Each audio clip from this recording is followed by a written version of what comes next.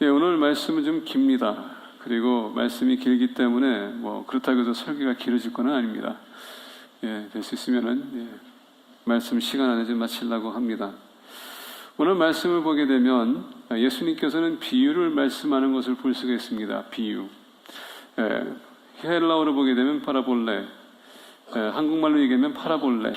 오늘 한번 팔아보자라는 차원에서 이 말씀을 이제 예화를 가지고 어떻게 하면 이렇게 설득할 수 있을까라는 게보다도 예화를 가지고 진리를 가리키는 원하는 것입니다. 그래서 파라볼레는 옆에다 이렇게 두고 비교해 본다라는 뜻입니다. 우리가 교회에 와서 좋은 스토리를 듣고 가는 게 아니라 그 스토리를 통해서 내가 하나님의 우리에게 가르쳐주는 말씀이 무엇인가 깨우침 받고 그것을 내가 간직하면서 돌아간다는 얘기예요.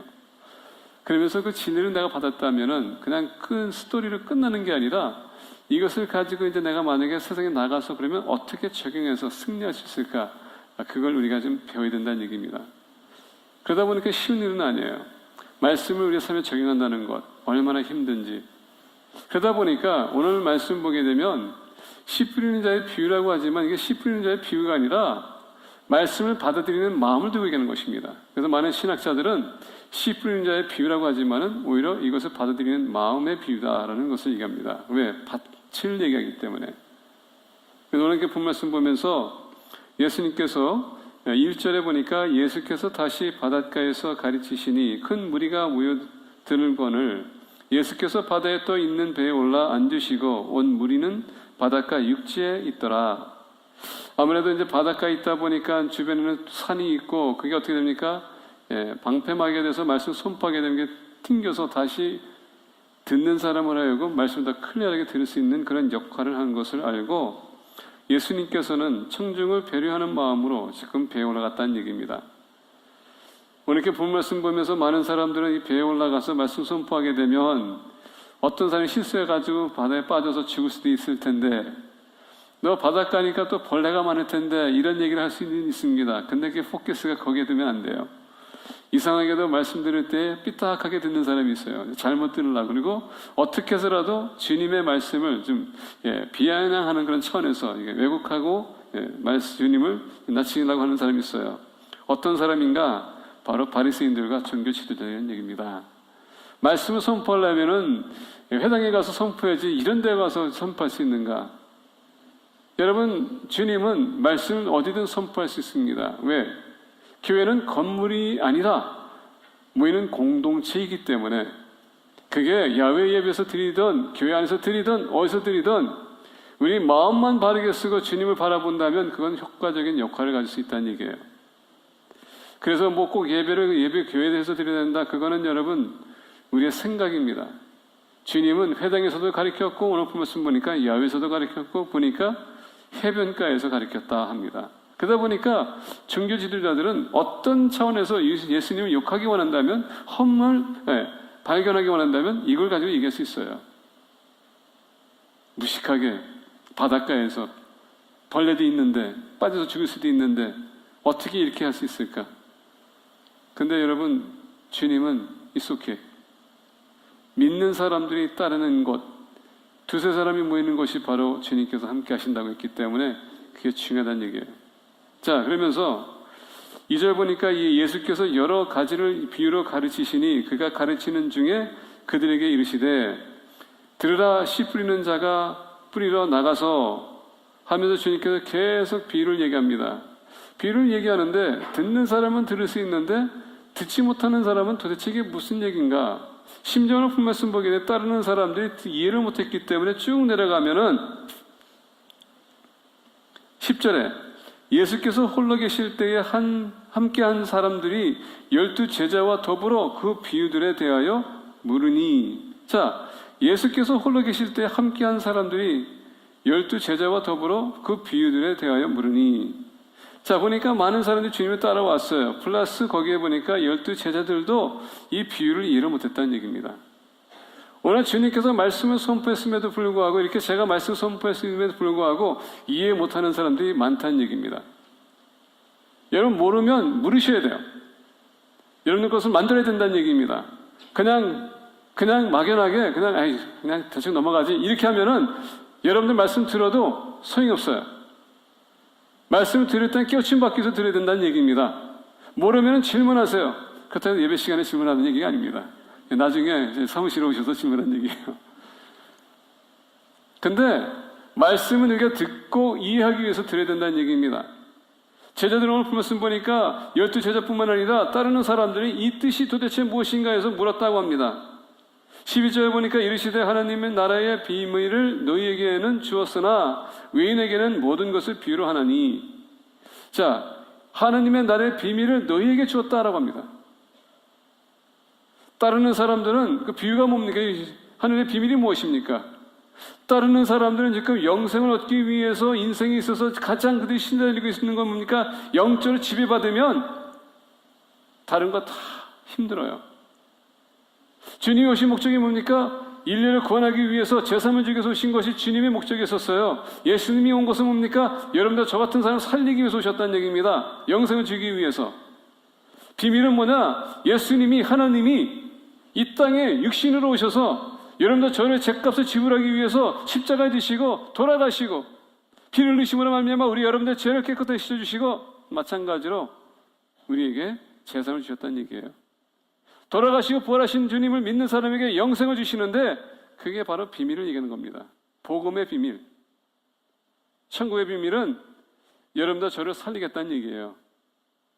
근데 이것을 선포하고 있었는데 많은 사람들은 이거 들고 있음에도 불구하고 모르고 있다는 얘기입니다. 외인들은, 바깥에 있는 사람들은 알 수가 없어요. 근데 여러분들은 알아야 된다는 얘기입니다. 근데 문제는 뭐냐? 제자들한테 선포했음에도 불구하고 이해를 못했어요. 오늘 말씀 13절 보니까 또 이르시되 너희가 이 비유를 알지 못하였는데 어떻게 모든 비유를 알겠느냐? 이렇게 간단하고 심플한 것도 너희들이 모르는데 어떻게 다른 것을 알 수 있겠느냐? 근데 여러분 좋은 건 뭐냐? 모르기 때문에 와서 물어보는 거 아닙니까? 이게 중요하다는 얘기예요. 중요합니다. 저 얘기했을 거예요. 저는 신학교 다닐 때 절대 앞에 가지 앉지 않습니다. 저는 똑똑한 사람만 앞에 하는 줄 알았어요. 그리고 저는 항상 피곤한 척했습니다. 항상 뒤에 앉으면서 자는 척했어요. 그리고 교수님이 질문하면은 때로는 I don't know 라고 할 때가 많았어요. 왜? 귀찮으니까. 근데 왜 앞에 있는 사람이 똑똑한가? 가만히 관찰해 보니까 그 사람이 항상 질문을 해. 근데 저는 질문한 게 귀찮았어요. 그냥 대충 강의하면은 그거 듣고서 그냥 넘어갔는데 여러분 그게 언제 나타나느냐? 시험 볼 때. 시험 볼 때는 신학교에서는 그냥 yes, no도 아니에요. 진리다, true and false도 아닙니다. 항상 질문하는 것은요, 답변을 원하는데 문장을 쓰기 원하세요. 근데 교수님들은 답을 어떻게 주냐? 교수가 거기서 나눴던 거에 대해서 내가 얼마큼 이해하는지 그것을 듣기 원하거든요. 근데 교수님이 거기서 답변했던 거 거기 들어가지 않으면 내 의견이 들어가지 않으면 점수를 깎았어요. 그러다 보니까 다른 건 잘했어도 시험 볼 때나 논문 쓸 때에 그게 항상 드러나요. 차이가 있다는 얘기입니다. 내가 물어보면서 내가 아는 것이고 내 거를 만들 수 있지만 내가 물어보지 않으면 절대 알 수가 없습니다. 오늘 불말씀 보게 된 제자들은 이 비유를 알기 위해서 주님을 찾아왔다는 얘기입니다. 그리고 이후로부터는 비유를 얘기했었을 때 제자들은 그것을 다 이해했다는 얘기예요. 그리고 오늘 불말씀 보게 벗어나 10절에 보니까 예수께서 홀로 계실 때 함께한 사람들이 12제자와 더불어 그 비유를 대하여 물으니 이르시되 하나님 나라의 비밀을 너에게는 주었으나 외인에게는 모든 것을 비유로 하나니 12절 보니까 이는 그들로 보기에는 보아도 알지 못하며 듣기는 들어도 깨닫지 못하게 하여 돌이켜 제사함을 얻지 못하게 하려 함이라 하시고 이사야의 배경을 가지고 지금 얘기하는 것입니다. 들어도 듣지 못하고 깨닫지 못하고 무슨 얘기냐면 예수님께서는 이들이 제사함을 못 받게 하기 위해서가 아니라 관심 있는 사람은 들을 건데 관심 없는 사람은 절대 들지 않을 거는 얘기예요.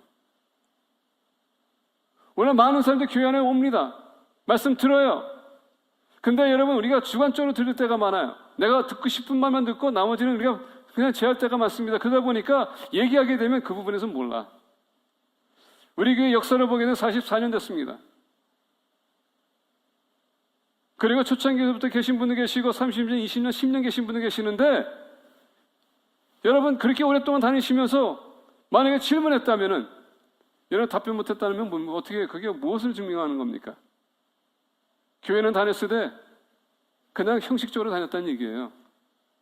종교 의식으로 여러분 왔다는 얘기입니다. 그리고 돌아가는 겁니다. 무엇을 여러분 나타낼 것입니까? 무엇을 부릴 거예요? 무슨 대답을 할 겁니까? 브라질에서 전도 폭발할 때 어떤 교인 갔는데 20년 동안 교회 다녔습니다. 전도 폭발했더니 거기에서 아무것도 대답 못해요. 구원의 확신도 없었어요. 근데 교회 재직이었었어요.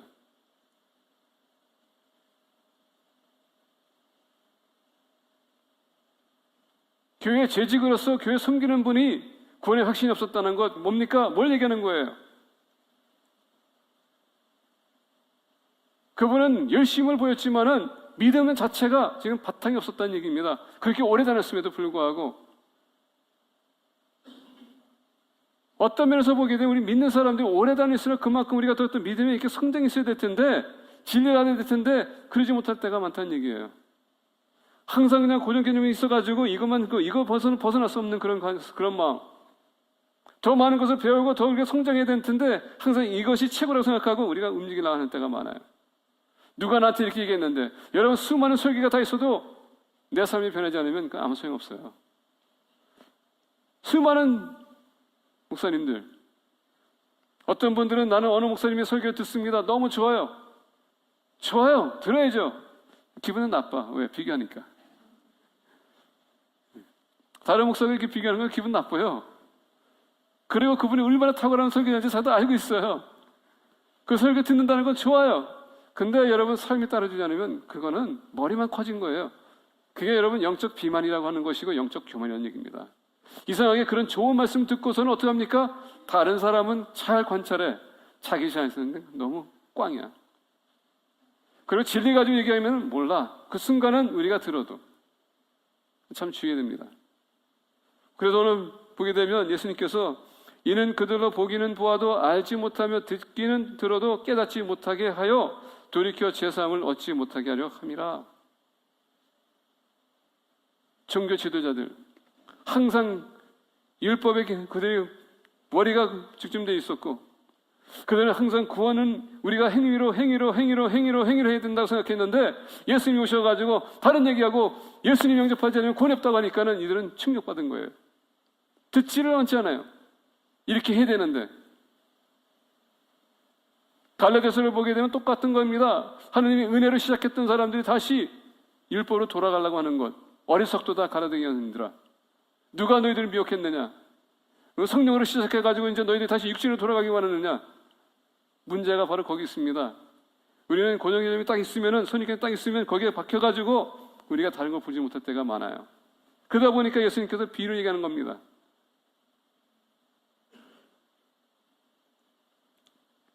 갑자기 나 혼자 열내는 것 같아. 오늘 주님께서 비유를 얘기했던 것은 그 비유는 그냥 한 스토리로 끝나는 게 아니라 이 스토리를 통해서 우리가 진리를 발견하고 그것을 우리가 깨우침 받기를 원하신다는 얘기입니다. 이렇게 제가 여기 있어가지고 지금 저도 이제 11년 들어갔습니다. 어떤 면에서 보게 되면 똑같은 설교 듣는 것 같기도 해요. 그러다 보니까 목사님도 똑같은 얘기하네. 근데 여러분 저는 여태까지 똑같은 설교 해본 적이 없어요. 본문 말씀이라도 항상 거기는 새로운 게 들어가 있습니다. 근데 똑같은 설교하는구나, 똑같은 말씀이구나. 그러면 여러분 아무리 들어도 모르는 거예요. 내가 다른 설교 했음에도 불구하고. 자, 그래서 오늘 말씀 보니까 들으라 씨 뿌리는 자가 뿌리러 나가서 이 말씀을 보게 되면 오늘날 30배, 60배, 100배 결실을 맺었다라고 합니다. 여러분 특히 이 예화는, 이 비유는 항상 키가 있어요. 열쇠가 있습니다. 이 단어 한 가지를 우리가 파악해야 되는데 파악하지 못하게 되면 이게 잘못 우리가 설명할 때가 많아요. 들으라 씨 뿌리는 자가 뿌리러 나가서 라고 합니다. 그러면서 30배, 60배, 100배 하다 보니까 이 30배, 60배, 100배 해가지고 어떻게 합니까? 우리가 하나님 위해서 우리가 헌신하면은, 우리가 투자하면은 하나님께서 30배, 60배, 100배의 결실을 맺을 거라 합니다. 목회자들이 잘못 가르칠 때가 많아요. 이 말씀은 여러분의 성공에 있어서, 물질에 있어서 전혀 상관없는 얘기예요. 근데 많은 사람들은 이것을 이렇게 사용하려고 할 때가 많아요. 오늘 예수님께서 얘기합니다. 들으라, 씨 뿌리는 자가 뿌리러 나가서 뿌리새 더러는 길가에 떨어짐에 새들이 와서 먹어버렸고, 어떤 차원에서 보게 되면 이것을 듣는 사람들이 만약에 키를 모르게 되면 어떻게 이것을 할 것인가? 우리가 씨를 뿌릴 때에 조심해서 뿌려야 되겠구나. 그리고 길에다 던졌으니까 씨 뿌릴 때 우리가 조심해서 뿌려서 낭비하면 안 되겠구나. 만약에 정치인이 와가지고 이것을 들었다면은 농업하는 사람들 위해서 내가 어떻게 우리가 돈을 투자하는데 잘못 허비하게 해서는 안 되겠구나. 이렇게 생각할 수 있다는 얘기입니다. 장사꾼이 와서 보게 되면은 씨를 우리가 어떻게 해서 잘 열매를 맺을 수 있도록 우리가 조작할 수 있을까? 이렇게 생각한다는 얘기예요. 근데 여러분, 키가 거기 있는 게 아닙니다. 우리가 쭉 내려가게 되면 14절에 뿌리는 자는 말씀을 뿌리는 것이라. 자, 키가 뭡니까? 말씀을 뿌렸다는 얘기입니다. 자, 그래서 이제 말씀이 이제 돌아가는 겁니다. 이제 돌아가겠습니다. 4절에 뿌리새 더러는 길가에 떨어짐에 새들이 와서 먹어버렸고, 더러는 흙이 얕은 돌밭에 떨어짐에 흙이 깊지 아니하므로 곧 싹이 나오나 해가 돋은 후에 타서 뿌리가 없으므로 말랐고, 더러는 가시떨기에 떨어짐에 가시가 자라 기운을 막음으로 결실하지 못하였고, 더러는 좋은 땅에 떨어짐에 자라 무성하여 결실하였으니 30배나 60배나 100배가 되었느니라 하시고, 또 이르시되 들을 귀 있는 자는 들으라 하시니라. 이게 사인이에요. 들을 수 있는 귀가 있는 사람은 들으라. 이것을 예수님께서 선포했습니다. 제자들은 도대체 이게 무슨 뜻인가? 근데 예수님께서 그랬습니까? 너희들에게는 천국의 비밀이 이미 알려졌다. 지금 이 메시지는 천국의 비밀에 대해서 지금 얘기하는 거거든요. 30배, 60배, 100배 결심했는 거에 대해서가 아니라, 물질에 대해서 아니라, 우리 자녀가 성공되는 게 아니라, 왜 많은 분들이 교회 나올 때 어떤 목적을 가지고 나오는가? 어떻게 하면 내가 사업 성공할 수 있을까? 왜? 예수 믿으면 사업이 잘 되더라 했으니까 여기 가면 공식이 있겠지 하고 도는 사람이 있어요. 어떤 사람도 우리 아들이, 자녀들이 교회 다니더니 하나님께 예수님께서 축복해가지고 좋은 대학교 갔더라 했더니 교회 가면은 좋은 공식이 있겠구나 해서 우리 아들이 어떻게 하면 교회 좋은 교회 갈 수 있을까? 그걸 보는 사람들이 오는 사람이 있습니다. 어떤 분들은 치유받았다고 하니까 교회 가면은 무슨 치유받을 수 있는 그런 공식이 있나? 그래서 나와서 어떻게 하면 치유받을 거라고 생각하고 나오는 사람은 있어요. 근데 그 와중에 그들은 지금 말씀 듣는 게 아니라 그의 관심사가 뭡니까? 내가 지금 어떻게 하면 성공하고, 어떻게 하면 내 아들이 좋은 학교 갈 거고, 내가 어떻게 하면 내가 치유받을 것이고, 어떻게 하면 이 문제가 생길 거, 이 모든 것은 다 있으되 말씀은 지금 제껴놨어요. 그게 이루어지지 않으면 어떻게 됩니까? 그냥 떨어져 나가요. 그래서 주님께서 얘기합니다. 또 이르시되 들을 귀 있는 자는 들으라 하시니라. 그러면서 오늘 말씀 보게 되면 14절에 뿌리는 자는 말씀을 뿌리는 것이라. 말씀을 뿌리는 것에 대해서 얘기합니다. 이 씨 뿌리는 자는 예수님이시여 말씀을 선포하고 있다는 얘기입니다. 자, 그러면서 13절에 보니까 또 이르시되 너희가 이 비유를 알지 못할진데 어떻게 모든 비유를 알겠느냐. 귀를 기울여서 들어야 될 텐데 듣지 않는데 어떻게 다른 비유를 너희들이 알게 수 있겠느냐 하면서 주님께서 물어봤더니 주님께서 설명해 주세요. 여러분, 우리가 말씀을 읽다가 말씀에 우리가 이해를 못할 때에 기도하시라는 얘기입니다. 하나님, 뜻을 주세요. 깨우침을 주세요. 하나님은요, 여러분들에게 모든 것을 알려주시기 원하십니다. 문제는 뭐냐? 내가 원함이 있어야 돼요. 그래도 오늘 본 말씀 보면서 첫 번째, 씨 뿌리는 자, 이 밭은요, 여러분들의 마음을 얘기하는 겁니다. 지금 여러분들의 마음과 제 마음을 얘기한다는 얘기입니다. 아까 보니까 예수님께서 말씀을 선포하고 있죠. 오늘 많은 사람들은 주님의 말씀을 듣기로 나옵니다. 그러면서 많은 사람들은 지금 주님 여태까지 평가했어요. 그런데 오늘 본 말씀 보니까 주님이 어떻게 합니까? 마음에 이 밭을 두고 얘기하면서 이제는 주님께서 여러분들의 마음을 평가하는 겁니다. 어떻게 그 말씀을 받아들이고 있는지, 어떻게 말씀을 적용하고 있는지 이걸 평가하는 시간이에요. 여러분들은 지금 목회자가 여기 있어가지고 말씀 선포하기 때문에 여러분들 여러 가지 각도에서 저를 평가하고 있을 것입니다. 뭐 바람이 안 좋다느니, 뭐 설교 짧다느니, 길다느니, 뭐 여러 가지 할 수 있어요. 문장이 안 맞는 날이 할 수 있습니다. 근데 여러분 그 와중에 여러분들이 미스하는 게 뭔지 아십니까? 여러분의 삶이 어떻게 사냐에 따라서 여러분의 말씀을 어떻게 받아들이느냐, 그게 내가 보는 겁니다. 이거는 쌍방입니다. 오늘 많은 사람들은 오랫동안 다녔다고 했으면서도 말씀에 따르지 않는 사람도 있어요. 이게 이슈예요.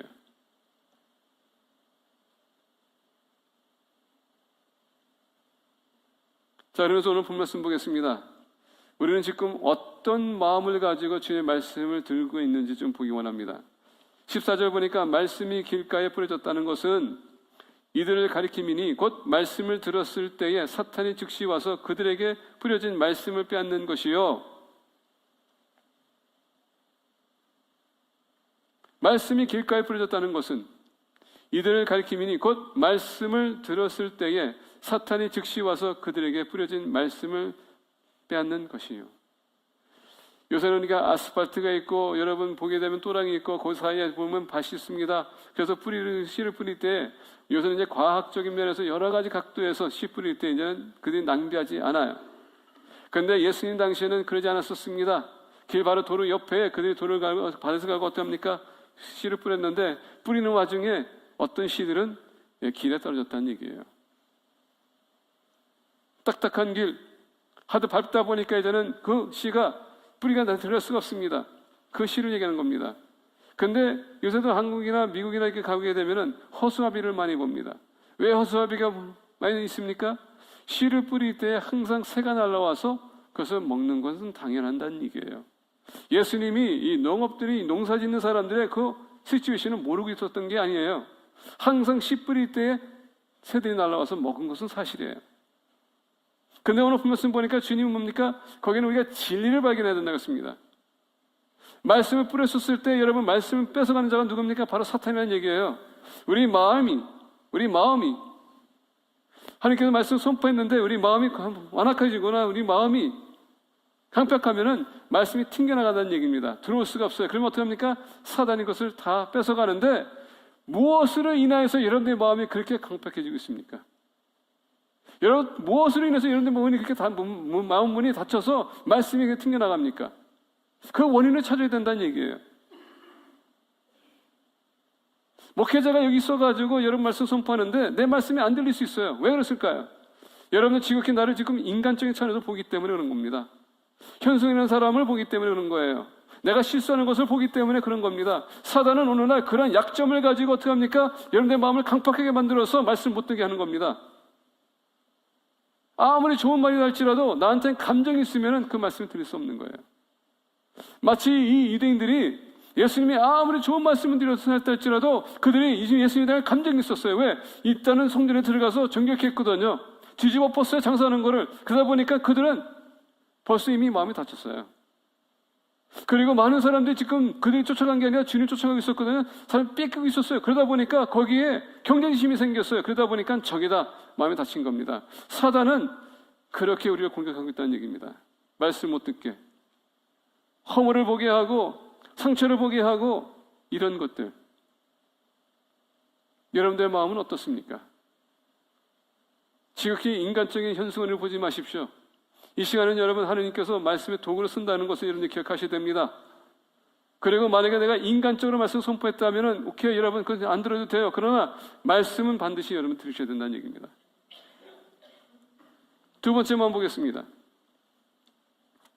16절부터 17절입니다. 또 이와 같이 돌밭에 뿌려졌다는 것은 이들을 가리킴이니 곧 말씀을 들을 때에 즉시 기쁨으로 받으나 그 속에 뿌리가 없어짐과 견디기가 잠깐 견디다가 말씀으로 인하여 혼란이나 박해가 들어 일어나는 때에는 곧 넘어지는 자요. 두 번째 보니까는 돌밭에 뿌려졌다는 것은 돌 같은 마음. 하나는 아스팔트 같은 마음입니다. 딱딱해요. 두 번째는 돌 같은 마음인데 그 돌 위에 뭐가 있다고요? 흙이 좀 있었다는 얘기입니다. 중동에 가게 되면 우리 이 미국처럼 뭐 땅이 풍성하고 강철이 땅이 풍성한 게 아니라 중동은 사막이에요. 사막 밑에 보게 되면요, 석회석이 있습니다. 석회, 암. 그러다 보니까 땅을 아무리 파도 때로는 그 돌들이 있어가지고 농사를 질 수가 없어요. 그걸 파내도 어디에 있는지 모르다 보니까 때로는 흙이 있으면 그냥 흙에다 뿌리는 겁니다. 갈아놓고. 근데 씨가 내려가면서 그 돌 때문에 이 뿌리가 내려갈 수가 없어요. 그러다 보니까 어떻게 합니까? 죽어요. 또 이와 같이 돌밭에 뿌려졌다는 것은 이들을 가리킴이니 곧 말씀을 들을 때에 즉시 기쁨을 받았으나 그 속에 뿌리가 없어 잠깐 견디다가 말씀으로 인하여 환난이나 박해가 일어나는 때에는 곧 넘어진 자요. 이거는 무슨 얘기냐? 오늘 우리가 말씀을 듣습니다. 말씀 들었을 때 우리가 얼마나 도전받아 마음 때문에 뜨거워요. 그래, 맞아, 내가 이렇게 해야 돼. 근데 막상 교회 나가고 나면 다 잊어버려요. 아니면 어떤 사람들 그 말씀이 도전받아가지고 나 이렇게 해야 돼. 그래서 하려고 그러는데 주님, 갑자기 하려고 그러는데 막 환난이 오기 시작해. 막 어려움이 생기기 시작해. 주님 믿으려고 하는데 왜 이런 어려움을 주시냐고 하고 어떻게 합니까? 우리가 돈을 돌릴 때가 많아요. 이런 사람들. 왜? 말씀에 뿌리가 없으니까. 주님을 일을 하기 위해서 뭔가 이렇게 시도하려고 하는데, 말씀을 살아가려고 하는데 문제가 생기게 되면 그거 어떻게 합니까? 주님이 원망하기 시작해요. 주님, 이렇게 하려면 저 안 따르겠습니다. 얼마나 많은 사람들이 그렇습니까? 옛날 과거에 생각하면서 그 상처가 있기 때문에 누가 꼴보기 싫어서 이런 마음들, 돌 같은 마음, 흙은 좀 어느 정도 있지만 말씀 들을 때마다 도전받는데 은혜 받는데 돌았으면은 다 잊어버리는 그런 마음.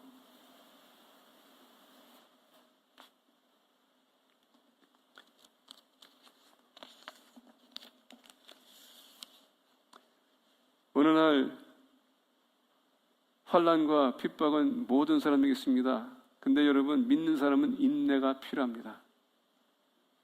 인내가 필요해요. 영어에서 보게 되면 Patience is a virtue. 인내는 덕을 가져온다. virtue라는 단어를 보게 되면 조금 더 우리가 저기 한다면 virtuo라는 단어가 있습니다. 여러분, virtuo 세계라고 아시나요? 과상 세계지만은 우리가 눈으로 볼 수 있는, 요새 컴퓨터 세계가 얼마나 발달됐습니까? 인내는 덕, virtuo. 그 과상 세계가 나에게 눈이 비춰질 수 있다. 다시 얘기한다면 인내하게 되면 우리가 지금 기다리고 사모하는 것이 나타날 수 있다는 얘기예요. 덕을 끼친다. 근데 우리는 그것을 참지 못하고 그냥 포기할 때가 많습니다. 내 의견에 안 맞아서, 내가 조금 힘들기 때문에, 아프기 때문에 저 더 이상 못해요. 내가 주님을 위해서 생각을 했는데 그 사람 때문에 난 못해. 여러분, 인내하셔야 돼요. 인내하셔야 됩니다. 세 번째 오늘 본 말씀 보겠습니다. 18절부터 19절입니다. 또 어떤 이는 가실떨기에 부러진 자니 이들은 말씀을 듣기는 하되 세상의 염려와 재물의 유혹과 기타 욕심이 들어와 말씀을 막아 결실하지 못하게 되는 자요. 세 번째 보니까 가시 같은 마음. 가시 같은 마음. 그냥 계속 나 자신을 찌르는 겁니다. 어떤 이는 가시떨기에 부려진 자니 이들은 말씀을 듣기는 하되 세상의 염려와 재물의 유혹과 기타 욕심이 들어와 말씀을 막아 결실하지 못하게 되는 자요. 우리가 올라갔더니 이 사람들은 죽진 않습니다. 근데 열매가 따르지 않는다는 얘기예요. 열매. 무슨 열매? 우리가 갈라디아서 5장 22절과 23절 보니까 오직 성령의 열매는 딱 한 가지입니다. 사랑과 희락과 화평과 오래 참음과 자비와 양성과 충성과 온유와 절제니 이 같은 것을 금지할 법이 없느니라. 9가지의 성품을 가지고 얘기하고 있습니다. 그 열매를 얘기하는 거예요. 근데 이것을 맺지 못하는 것은 뭡니까? 이유가 뭡니까? 오늘 본 말씀 보니까 바로 19절입니다. 세상의 염려와 재물의 유혹과 기타 욕심이 들어와.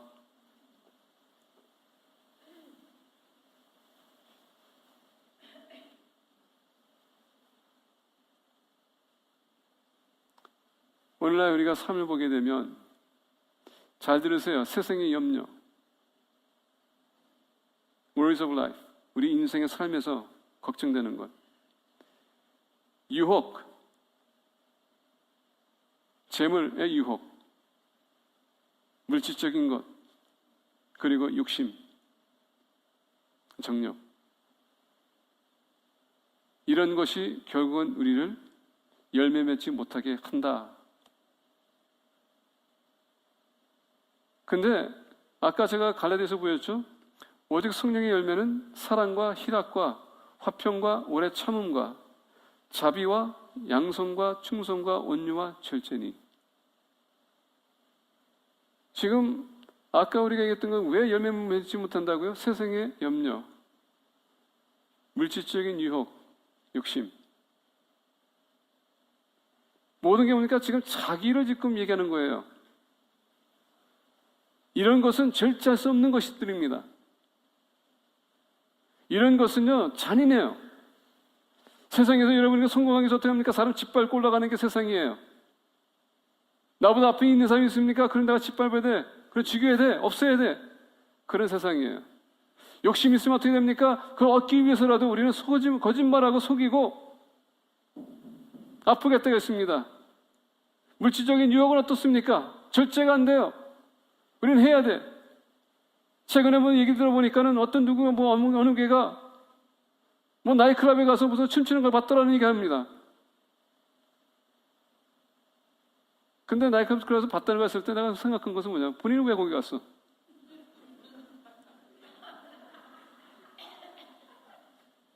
오늘 사람들이 생각할 말할 때 좀 말을 좀 잘못하는 것 같아.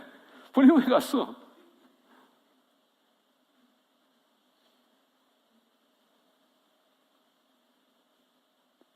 특히 목회자한테 얘기하실 때 여러분 주의하시네요.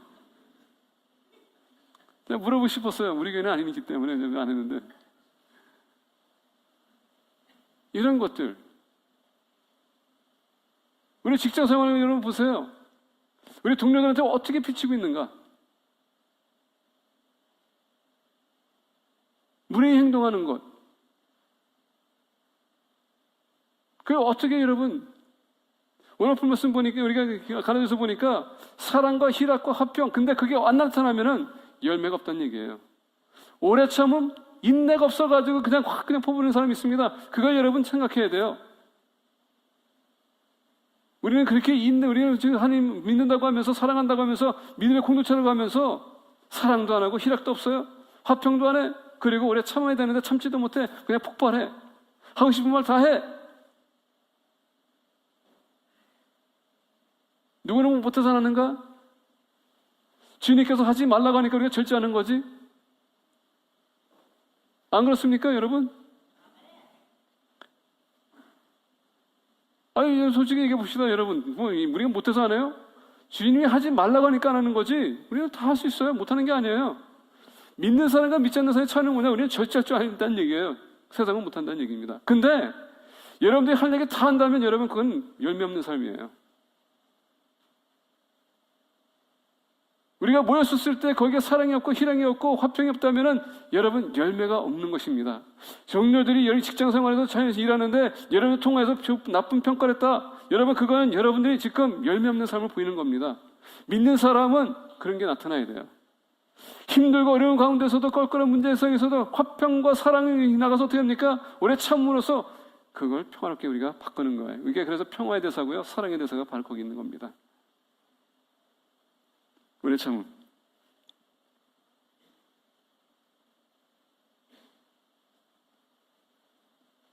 오늘날 교회 안에서도 마찬가지입니다. 40년, 30년, 10년, 20년을 다녔던 분들도 보게 되면 아직도 우리는 육신적인 세계를 바라볼 때가 많아요. 세상적인 여러분 물질 가치관이 좀 잘못된 것 같아요.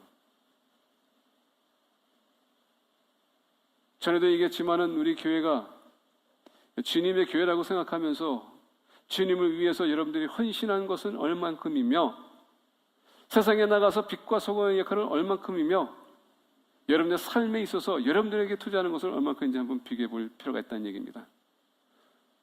절제가 없어요.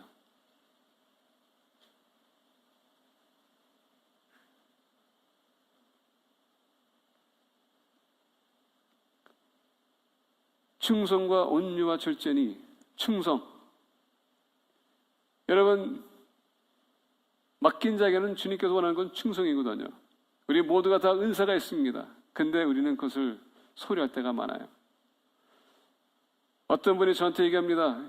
오랫동안 교회 다녔지만 문제가 생겨가지고 교회를 안 나간다고. 교회 필요 없습니다. 물론 교회에서 여러 가지 분란이 있어가지고 본인이 교회 나가다가 이제 상처받아서 안 나가겠대요. 그래서 제가 그렇다고 해도 교회 안 나가는 것은 아닙니다. 근데 여러분, 이런 것은 또 생각해 보셔야 돼요. 제가 그분한테 그랬습니다. 주님 사랑하십니까? 사랑한대요. 근데 교회 안 나가십니까? 안 나간대요. 그럼 불순종하는 거 아시죠? 왜 그게 불순종이네? 여러분, 성경에서 보게 되면 모이기 힘쓰라고 주님께서 얘기하셨거든요. 주님 사랑한다면 우리의 생각대로 하는 게 아닙니다. 우리의 뜻대로 하는 게 아니에요. 그게 육신적인 세상의 금심이라는 것은, 세상의 문제라는 것은, 염려라는 것은 바로 그런 걸 얘기하는 거예요. 나한테 피해가 오기 때문에 나는 그거 싫어. 기독교인들은 그거를 다 감수할 줄 알아야 돼요. 힘들어도 감당하는 것이 기독교인들이에요. 만약에 주님께서 십자가 지기 싫어가지고 하나님 아버지 나 싫어요 그냥 떠났다면 여러분들과 저는 여기 있을 필요도 없어요. 주님은 모든 것을 다 해야 된다고 생각하고 우리는 거기에 대해서는 그냥 예수만 믿으면 돼. 여러분 오늘 나 예수 믿는 것도 여러분 문제인지 아시죠? 공식이에요, 공식. 자기는 하고 싶은 다 하면서 예수님 믿으면 돼. 여러분 순종이 따라줘야 되는 순종 안 할 때가 얼마나 많습니까? 문제예요. 바리새인들은 율법을 지켜야지만 구원이 있다고 생각했습니다. 우리 믿는 사람들은 예수님 믿으면 우리가 구원이 있다고 했습니다. 근데 여러분 여기에 뭐가 있냐면 형식적인 답이 있어요. 그건 뭐냐? 예수님은 내 마음으로 믿고 입으로 신하면 구원이 있다. 여러분 그 공식은요 누구나 다 대답할 수 있어요. 근데 바리새인들은 그런 공식이 아니라 그들은 무조건 율법을 지켜야 된다면 지켜야지만 구원이 있다고 그들이 주장하거든요. 근데 여러분 의인은 없나니 하나도 없기 때문에 우리가 아무리 열심히 일한다 할지라도 하나님의 기준에 도달할 수 없어요. 그러다 보니까 은혜가 필요한 겁니다. 근데 문제는 뭐냐면 우리 개신교라고 하는 우리가 예수님 믿으면 구원이 있다고 하는 사람들 보게 되면 믿음이 따라줘야 되는데 믿음이 따라주지 않을 때가 많아요. 아까 제가 그랬죠? 여러분들 저를 평가할 수 있다고요? 내가 말씀 선포를 평가했다고 했죠? 근데 여러분 저는 여러분들 평가할 수 있습니다. 어떻게 그 말씀의 삶이 나타나는지 안 나타나는지, 믿음이 나타나는지 안 나타나는지. 우리가 구원은 예수님 믿음으로 오지만은 구원에 여러분 따르는 행위가 뭡니까? 믿음에 나타나는 거예요. 열매 맺는 삶. 그러다 보니까 세상의 염려와 재물과 유혹, 이것이 결국은 하나님을 순종하는 데 있어서 계속 부딪힘이 있다는 얘기입니다. 그러다 보니까 열매가 없는 거예요. 열매가 없어요. 절제하십시오. 말할 때 절제하시고 행동할 때 절제하시고, 특히 우리가 사회에 나가서 동료들한테, 우리 같이 일하는 사람들한테 정말 예수 그리스도의 향기가 나타나는 얘기입니다. 사랑하세요. 평화를 맺으세요. 기쁨을 주세요. 인내하세요. It's okay. 예수님께 뭐랬습니까? 왼쪽 때리면 오른쪽 주고 오른쪽 때리면 왼쪽 주라. 왜 우리는 그런 말씀을 읽으면서 찬양을 막 하면서 사실상 바깥에 나가게 되면 우리가 못하는 겁니까? 우리는 너무 매너리즘에 빠지기 때문에 그래요. 교회 안에 오게 되면 우리는 다 거룩하게 보여야 되기 때문에 형제요 자매요 할렐루야 하면서 바깥에 내면 야! 하면서 깜짝 놀랐죠? 야, 이 지지배야! 하면서 야, XX 하면서.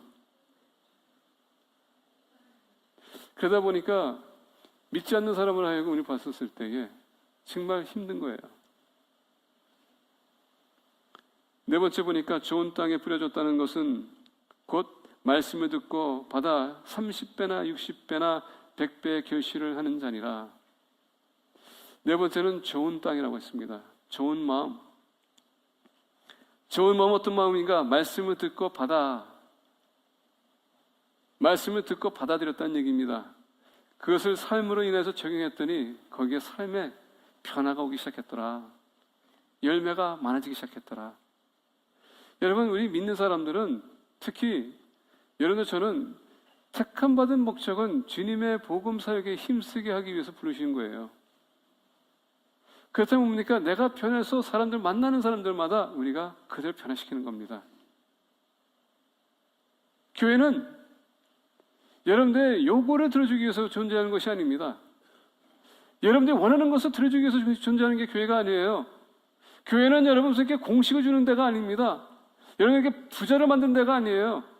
교회는 여러분 막 이렇게 치우는 그런 곳이 아닙니다. 교회는 믿음의 공동체가 모여서 어떻게 하면 주님의 뜻을 알아서 우리가 같이 가서 실천하고 우리가 같이 협력해 나갈까? 그게 교회예요.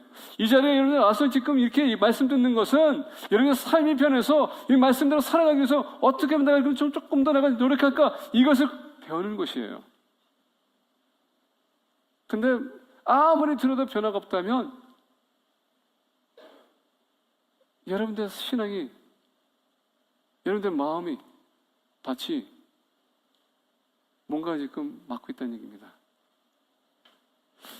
좋은 밭은 하나님의 말씀을 듣고 받아들이기 위해서 준비된 마음을 가지고 나와야 돼요.